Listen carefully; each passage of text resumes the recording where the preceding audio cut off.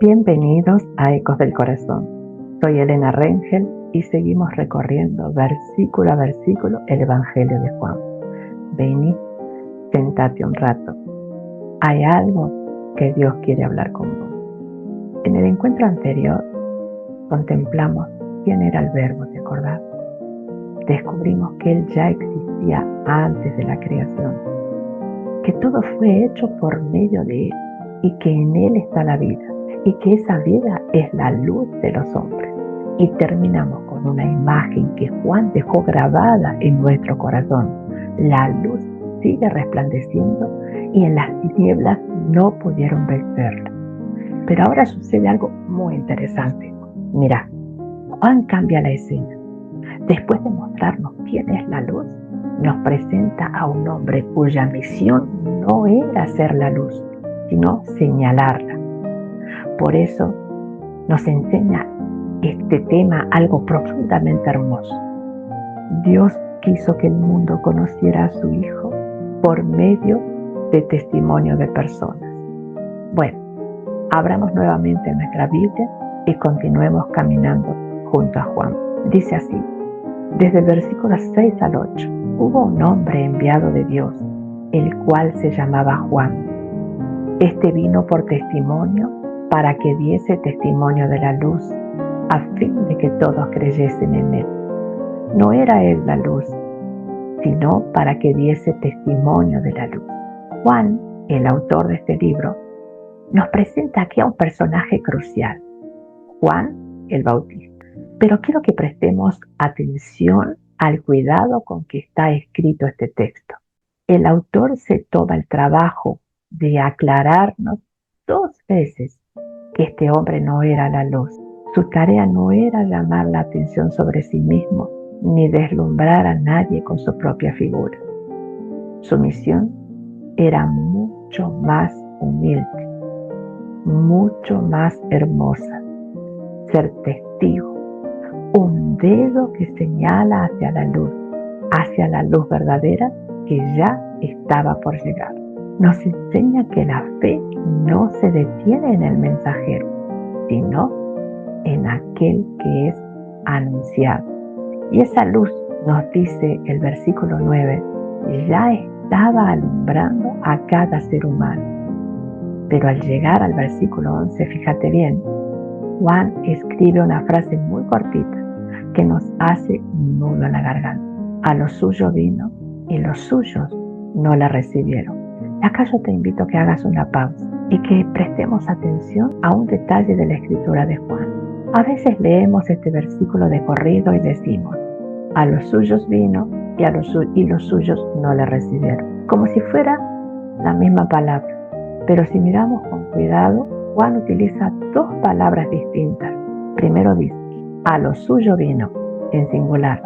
Se refiere a una propiedad, a un lugar. Significa ni más ni menos que vino a su propia casa, un mundo que él mismo había diseñado, pisó el suelo que él mismo creó. Y después dice, y los suyos no le recibieron. Y ves, aquí está en plural. Ahí ya no habla de una casa, habla de personas, habla de su familia, de su propio pueblo. Y mira qué manera tan increíble tiene Juan de mostrarnos el tamaño de la tristeza. Pero su propia familia, la humanidad, prefirió dejarlo afuera. Dejó afuera al Creador. Pero bueno, no te quedes con este sabor amargo que produce el rechazo. Porque fíjate vos que Juan, justo acá en el versículo 12, la primera palabra dice más, es decir, pero. Las cosas no se van a quedar en ese rechazo. Mira lo que dice el texto. Mas a todos los que le recibieron, a los que creen en su nombre, les dio potestad de ser hechos hijos de Dios. Pensá en la belleza de este intercambio. El ser humano le cierra la puerta de su casa a la luz, pero la luz, mira, lejos de distanciarse o de responder con indiferencia, responde abriéndonos las puertas de la casa de Dios. A cualquiera que le diera un lugar en su vida, Él ofrece el regalo más tierno. Y Juan nos dice que para recibirlo es simplemente confiar en Él, descansar en su identidad. Y cuando haces eso, aquel que es la vida te da una potestad, que es un derecho legítimo, una ciudadanía eterna. Te transforma en un hijo de Dios. Ya no sos un extraño, ya no estás en la intemperie. Ahora tenés un padre, tenés un hogar y perteneces a una familia para siempre. Pero quizás en este punto, como lectores, nos preguntemos, ¿y cómo ocurre esto? ¿Cómo se origina ese nuevo lazo familiar? Juan nos responde en el versículo, pero fíjate siempre a su manera, en el versículo 13, porque antes de decirnos cómo nace un hijo de Dios, se detiene a descartar 3 ideas equivocadas y nos dice que este nacimiento no es de sangre, ni de voluntad humana, ni de voluntad de varón, sino de Dios. Qué interesante cómo Juan nos va llevando con sus juegos de palabras a través del verdadero nacimiento. Presta atención a estas 3 negaciones, porque cada una desarma un pensamiento humano. Primero nos dice, no es de sangre. La relación con Dios no se hereda por biología, por apellido o por una tradición familiar. Tener padres que sean cristianos, que sean creyentes, que crean en Cristo Jesús, no te hace automáticamente su hijo. Segundo, Él dice, ni por voluntad de carne. Esto no surge con nuestras propias fuerzas. Podemos hacer miles de intentos de alcanzar la perfección cumpliendo todos los requisitos, pero esto no es un logro con el esfuerzo. Y en tercer lugar dice, ni de voluntad de varón. Tampoco depende del diseño de autoridad o de la decisión de ninguna persona o de ningún líder religioso. No tiene el poder para convertirte en un hijo de Dios. Nadie tiene el poder de hacerlo. Y Juan termina con una afirmación que dice, sino Dios. La identidad de ser un hijo de Dios es pura y exclusivamente un milagro de origen divino. Es Dios mismo quien inicia y realiza esa transformación. Una transformación en la vida de quien lo recibe. Y hoy al detenernos a mirar este tramo completo que recorrimos hoy desde el versículo 6 al 13, uno puede sentir el latir del corazón de Juan en cada línea.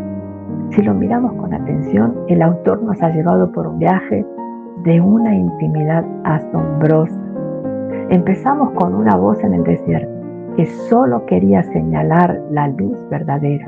Luego vimos cómo esa luz se acerca tanto que pisó su propio suelo, golpeó la puerta de su propia casa y experimentó el dolor de un profundo rechazo, experimentó el dolor de quedarse afuera.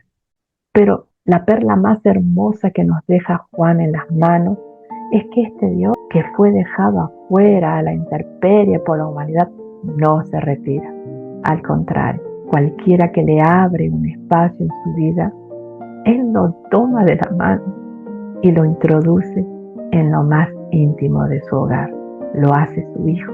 Juan nos enseña a leer esto no como una regla o como una meta que tenemos que seguir o que tenemos que alcanzar con fatiga, con cansancio, sino realmente como un descanso. Nos muestra que el camino de la fe se trata de la belleza de dejarnos abrazar por Él. Nos enseña que al final la luz vino a buscarnos para que ya no seamos más extraños. Este es el gran mensaje. Un Dios que se acerca, que insiste con amor y que nos regala un hogar eterno. Gracias por acompañarme en este encuentro.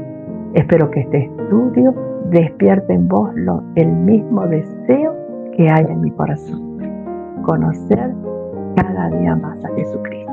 Soy Elena Rengel y esto es Ecos del Corazón. Y recordad, cuando conocemos verdaderamente a Cristo, nunca volvemos a leer la Biblia de la misma manera. Gracias por estar aquí. Nos vemos en el próximo episodio. Muchas gracias.